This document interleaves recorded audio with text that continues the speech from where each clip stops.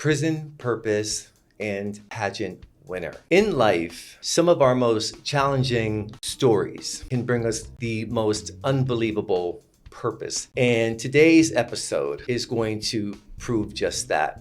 So what happens when you go, we distinguish between the jail system and the prison system. Right. So when we finally got to Chino, they strip you down. They take you out of the shackles.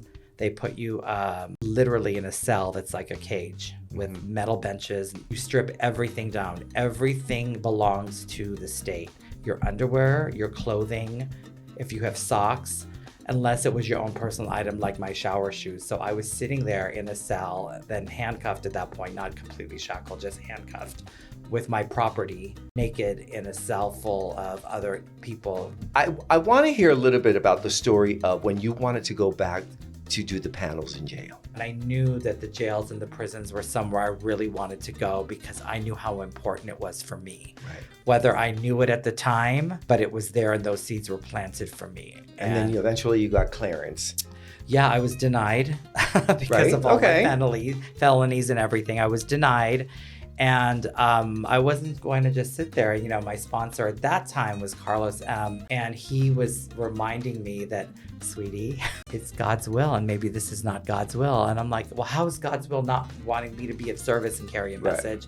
He said, it's probably just not the right time for you. This past week, you were given the certificate of recognition by the city of West Hollywood. And it was a great event and we were all there and it was so beautiful. It was so glamorous. You looked stunning. They have a hospitality suite. They do events at night and they hosted the dance the last night. Right. So Miss Sobriety World is a fundraising camp based on whoever raises the most funds wins. And, you know, to sort of just close this out with that. So when we look at the story from the beginning and sort of like this unmanageability, right? This really bright, promising young person who graduated from a top school, and then this whole thing just happens, and there's suffering in that as well, because to be in a system like that is tough.